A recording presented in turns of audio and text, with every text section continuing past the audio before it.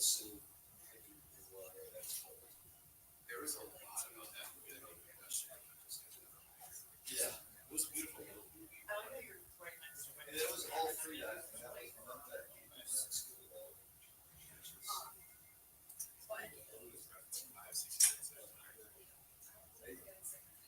You can train yourself to go swimming. After a few minutes, it's just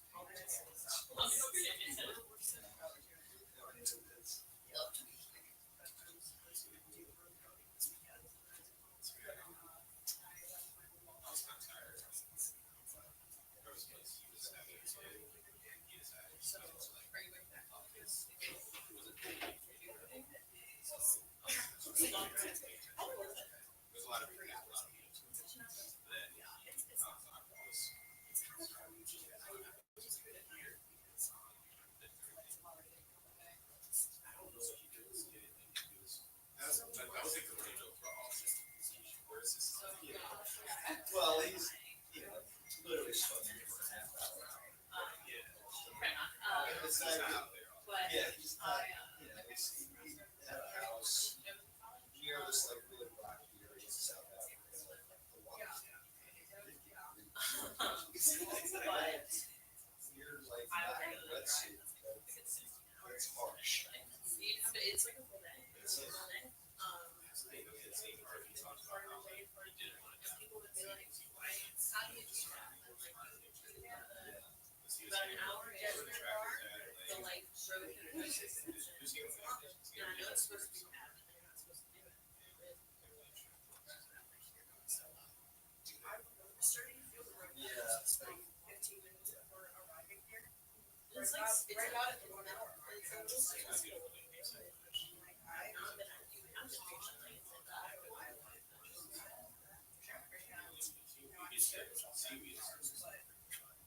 You will get cold.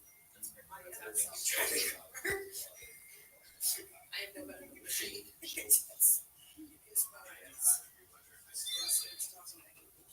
Yeah, well, that's the shot. But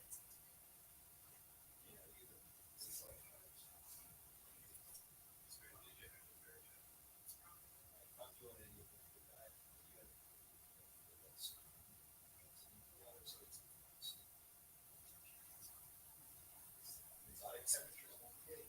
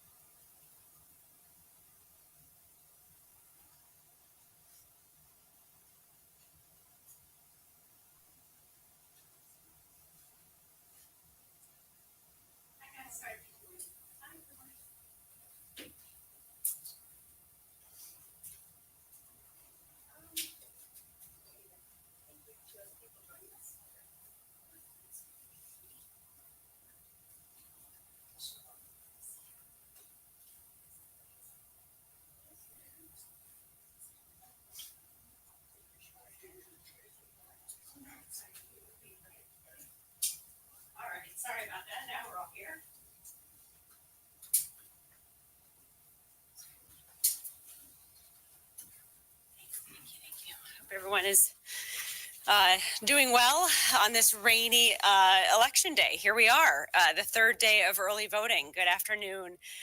Thank you for joining us today.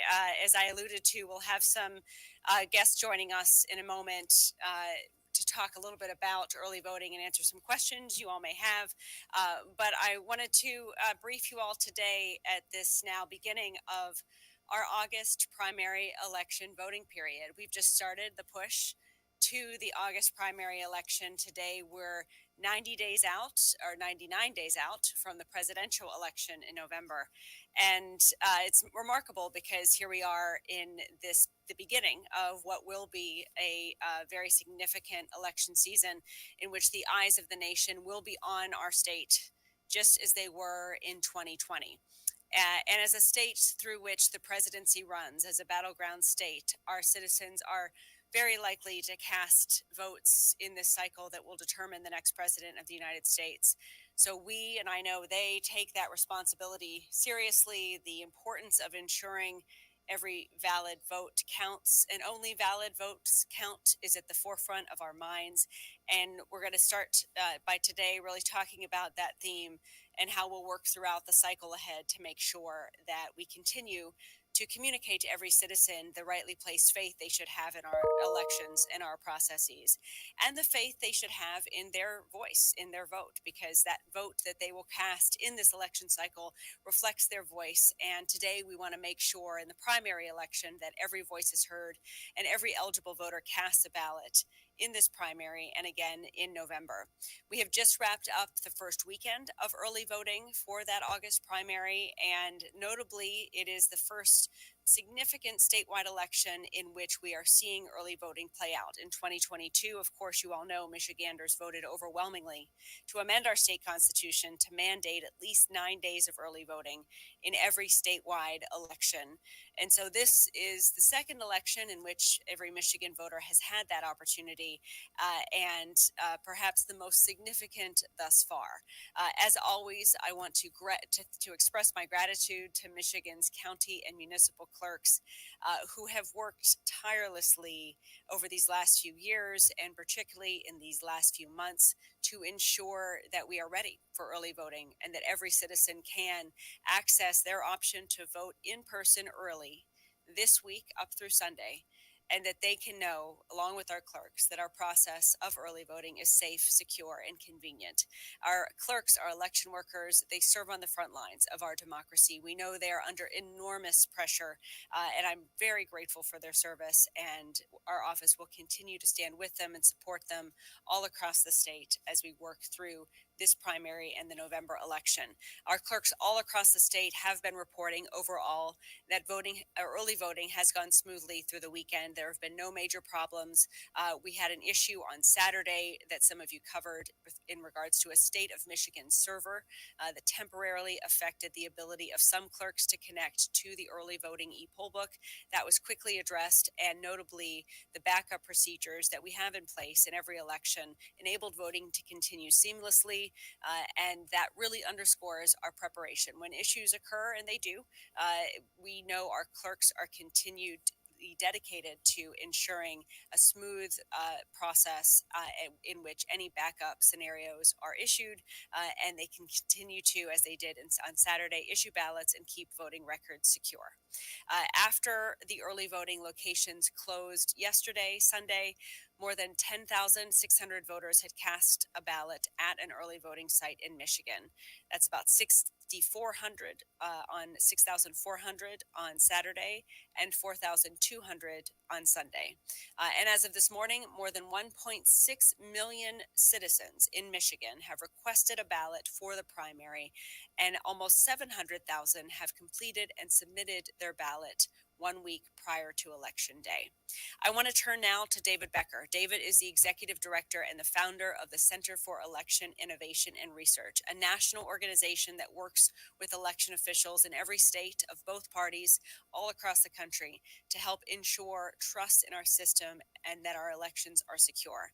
David's going to share how early voting here in Michigan and nationwide helps ensure the security and safety of our elections. And so, David, I'll turn it over to you. Thanks, Secretary Benson. It's great to be with you all here today. As Secretary Benson mentioned, I work with election officials all over the country of both parties, and I have been for over 25 years.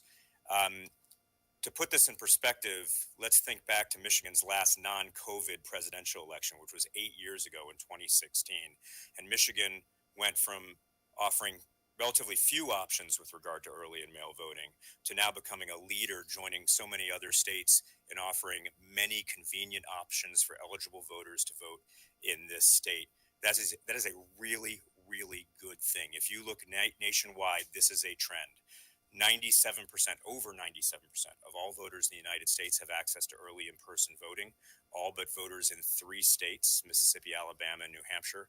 And voters in 39 states, including Michigan, of course, have access to a mail ballot without the need for an excuse. This gives them many options. It allows voters to spread out their activity over a series of days and multiple methods of casting a ballot. It allows election officials to spread that activity out as well over a series of days so that you're not concentrating all of that voting into a 12 or 14-hour period on a single Tuesday in November.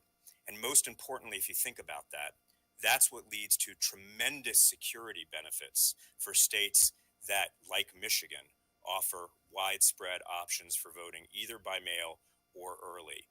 Concentrating all voting into a single 12 or 14-hour period on a single Tuesday creates a single point of potential failure for a lot of things to happen. It could be traffic, it could be weather, it could be a power outage, it could be some kind of intentional attack on the system, a cyber event or something else, or it could be some kind of malfunction of technology. We just saw in the last few weeks the CrowdStrike incident, which affected systems nationwide in many ways. For those of us that were flying, it affected us quite a bit. And it affected election systems as well, not because they were connected to the internet, but because election offices use technology just like everyone else does. And so in states that were holding early voting at that time, there were some delays. But the good news is those delays didn't have an impact on the actual vote from the perspective of any voters, because they were able to come back. They came back later in some cases. They were able to fix this. They didn't need to try to fix this on a single day, discovering a problem at, say, 11 a.m. or noon on election day, having to fix it in a panic.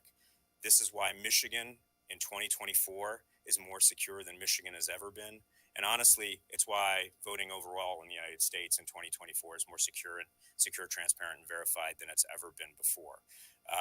So with that, should I pass it over to you again? Thank you. Thanks, David. Thank you for being here and for all your work, not only here in Michigan, but all across the country to strengthen our democracy and ensure that every vote counts and that our processes are secure. Another first that we're implementing this year, thanks to the passage of the constitutional amendment of Proposal 2 in 2022, is the secure early tabulation of absentee ballots. As I mentioned before, there are 1.6 million absentee ballots already requested for this election cycle, and nearly half of them have already been returned.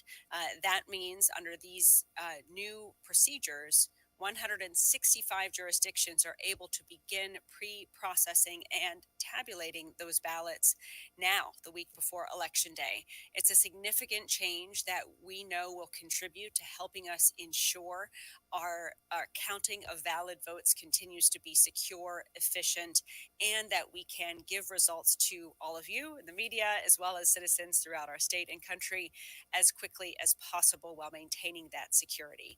One of the clerks whose jurisdiction has been at the forefront of using this new procedure is here with us today, Clerk Melanie Riska of the City of Sterling Heights.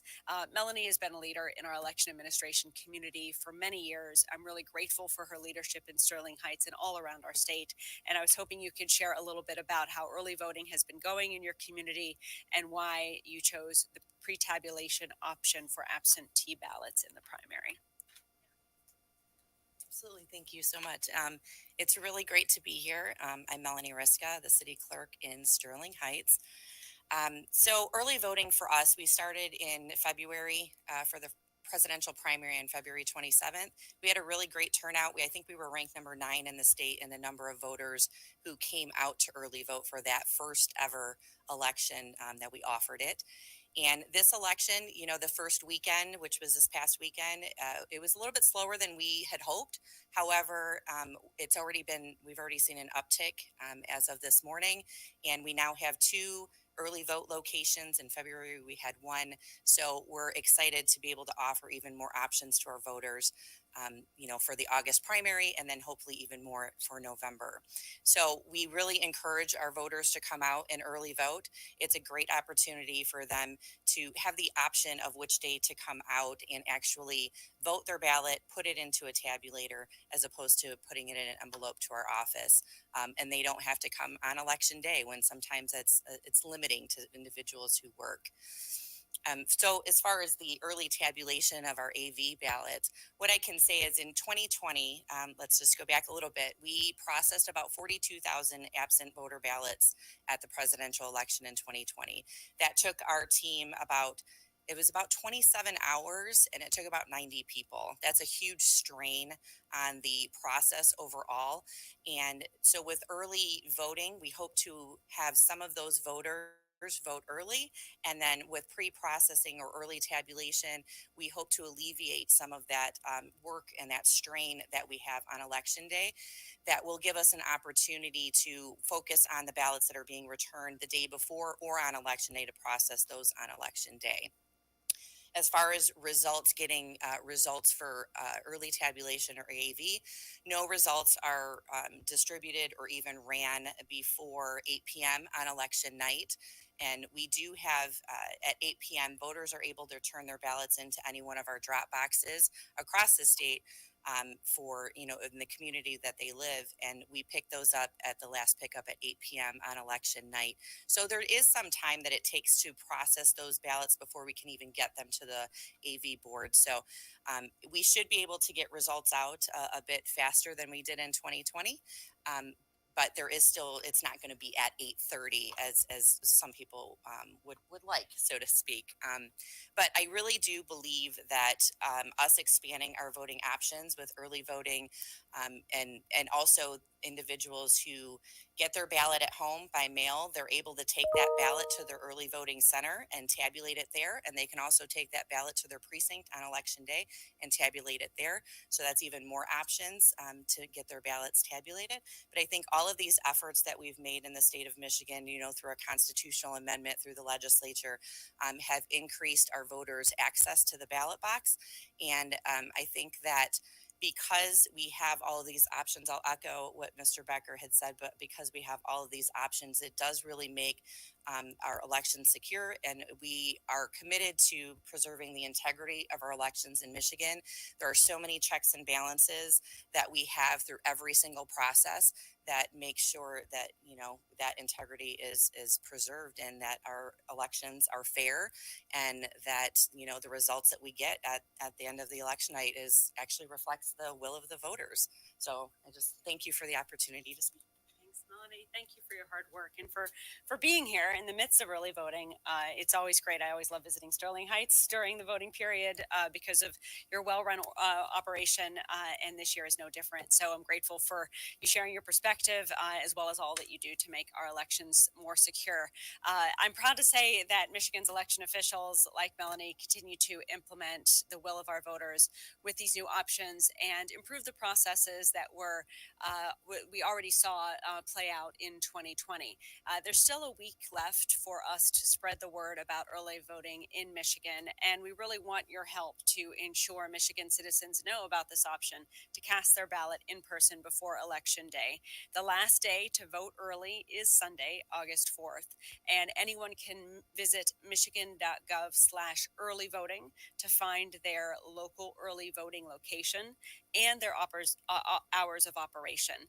And as a reminder, any citizen who requested an absentee ballot does have the option to return them to an early voting site if they don't want to return it at a drop box. At this point, we would not advise anyone to use the mail to return their ballot if they have not yet done so. Please bring it to an early voting site. That's what I'll be doing personally to vote in this primary, and we want everyone to know about that option as well. I also want to encourage every Michigan citizen to make sure you are getting the facts during our primary and general elections because of the spotlight our state will be under. We anticipate and are already seeing significant and scores of efforts to confuse citizens about their options to vote and the security of their options and the accuracy of our results. We encourage every citizen to always check with official sources like your local clerk's office or go to michigan.gov/vote. We've also launched a democracy ambassador program to help spread the word about all of these different ways in which citizens can be a part in spreading trusted information about our elections. You can sign up for our democracy ambassador program and receive important election information, social media graphics that you can share, fact sheets, flyers, and other materials, all of which you can share with your networks, be it on social media or elsewhere, and other members of your community. Voters can sign up at michigan.gov/democracy ambassador to get more information. And I encourage every citizen to consider doing that. It's your way to be a part of protecting and defending democracy in this noisy time. And finally, even if you don't vote early or with an absentee ballot, you can always vote at your polling place on Election Day. That's Tuesday, August 6th. Polls will be open from 7 a.m. until 8 p.m. And as a reminder, as Melanie emphasized, our clerks will be working throughout these days ahead, and particularly on Election Day, to ensure every valid vote is counted efficiently, accurately, and securely. That does take time, and that does mean that we may not have, as others have emphasized, the results of every election immediately upon the polls closing. We ask for your help, both as citizens and in the media, in helping people understand what's going on during that period from when between the polls close and the unofficial results are made clear in every election. We want to make sure candidates as well know to not falsely or prematurely declare victory before every vote is counted, because that helps us ensure that as the votes are tabulated, the process remains secure and that citizens can have faith in and trust the results as they become available. As we get closer, not just to Election Day on Tuesday in our primary, but Election Day in November, we'll have more information on what you can expect in terms of results and reporting and all of that, just as we did in 2020 and in 2022. So stay tuned. I see this press conference as kind of like the kickoff into the fall election season that will culminate in Election Day just 99 days from now. So buckle up, we're ready, and I know our citizens and the folks here today are as well. Now I'm happy to take a few questions. So Billy Quinny from Gongware. So could you speak a little bit to the distribution and variance of early voters around the state? Were there any areas where people turned out more than others? Any areas where, things were maybe expected to be higher but weren't? We're going to be tracking that in the months ahead and in the days ahead. We are, this is day 3 of early voting. So what I hope to be able to do after the primary election is actually release the top 10 communities for early voting in our state and encourage citizens who want their community to be in the top 10 to participate in the fall. And we want to recognize the hard work of election officials who have been in many ways working overtime to inform citizens about this new option. We also see data that the more people know that they can vote early and that it's easy and secure and they know where to go, the more likely they are to take advantage of it. And so a lot of what we're doing is that proactive education, and we'll see and we'll get a sense after this primary of where we need to perhaps lean in and do a little more leaning into November. Yeah. Mm-hmm.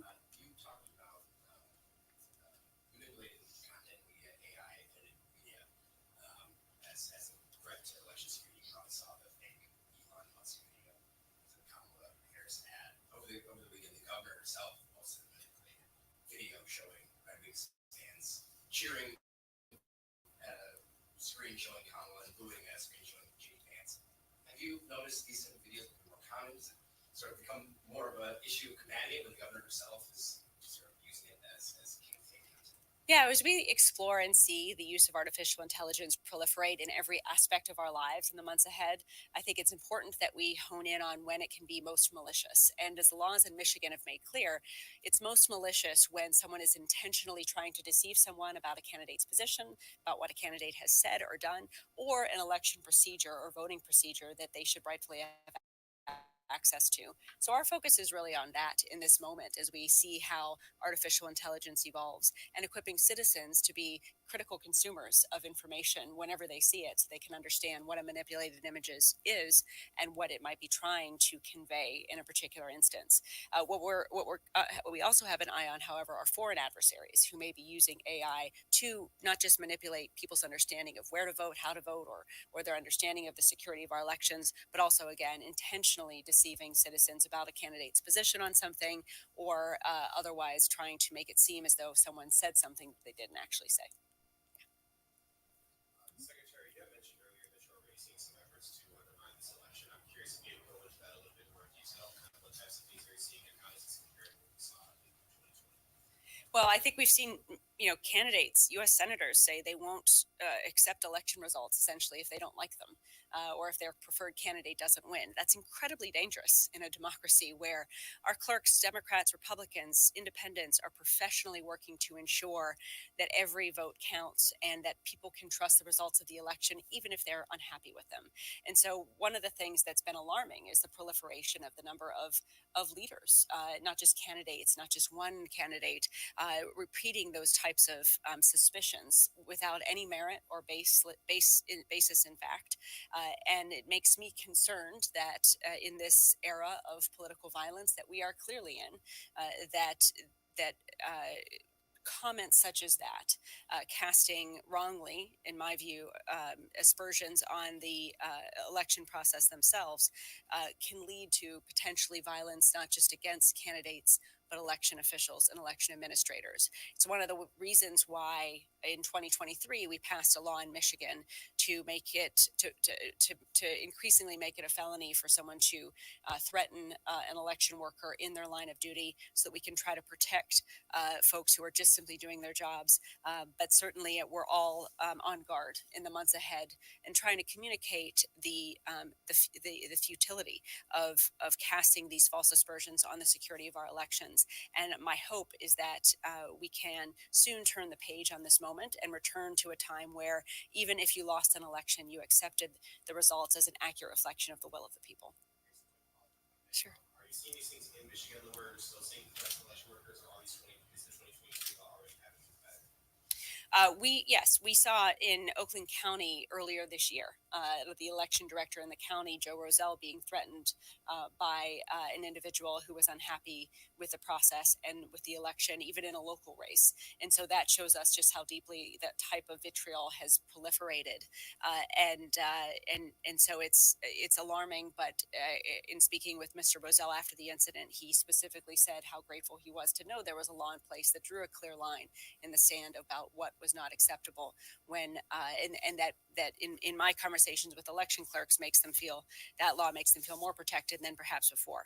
We've also been running scenario planning exercises with law enforcement, first responders, and our clerks all across the state to make sure that we've got a rapid response plan in place if anything does erupt or occur on election day, so that we can be ready, and that folks who we need to be on guard are on guard and able to rapidly address any situation should they arise. Yeah. Hi, I'm Haley Harding with VoteBeat. Could you go back to what happened on Saturday with the outage? Could you explain what caused it? You said it was a server issue, and what's being done to prevent that from happening? Yeah, my understanding is that it was a state of Michigan server in which at one point there were a number of other applications that were running in the server that caused a spike in activity that then slowed down the process across the state for our particular application, the early voting e-poll book. So in our conversations with the Department of Technology, Management and Budget, DTMB, we've made clear that was something that shouldn't happen again, and it won't. It sort of underscores, one of the, I don't know if I would call it a benefit, but one of the assets of early voting is that it enables us to catch something like that on a Saturday when you still have, 8 3/4 days of early voting to go, and then fix and make sure it doesn't happen again. I'm confident it won't happen again, but what I was also, as it unfolded, grateful to see is how clerks who had been trained to know how to respond in the instance of any technology failing, that they quickly responded with the backup plans we had in place. And it showed that even though we can't perhaps eliminate any potential variable in occurring, we can minimize its impact, and that's what we were able to do on Saturday. But to answer your question, I'm confident it won't happen again, and we are now made clear to DTMB the importance of protecting the access to the servers during the early voting period and prioritizing early voting among over perhaps other projects that may have caused a spike in use at that particular moment. There's been a lot of, from certain activists, criticism of e-poll books. Do you think, what would be your response to those who would say, this is another example of why we maybe shouldn't be using those? Yeah, I mean, I actually would invite David to respond because he's been seeing this nationwide. I'll say in Michigan, as we modernize the elections process, there are always going to be, and we welcome questions and concerns about changes and evolutions that make things more secure and efficient. I'm confident that the process we had in place to both develop the e-poll book as well as what's been done in other states to similarly create this ability to check voters in and give them ballots actually helps us make the process more accurate and secure than ever before. And David, I'll turn it over to you in case you have more to say on that. Yeah, I'd just say, to put this into national perspective, we've seen a steady trend towards e-poll books as jurisdictions across the country, red, blue, everything in between, are finding the right balance between access and integrity. That's what the election officials are always doing, working every day on that.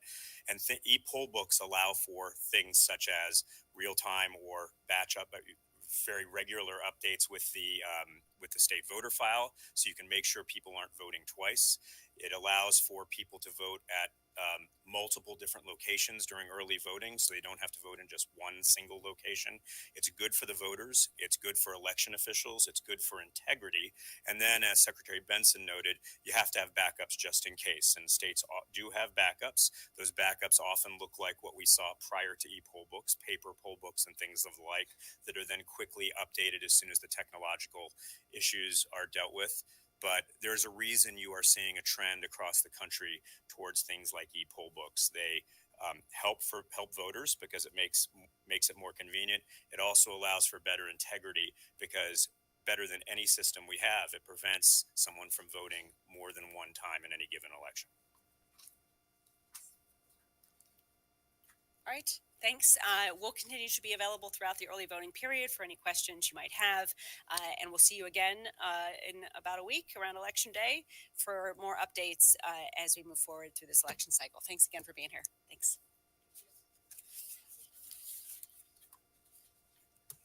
Thank you.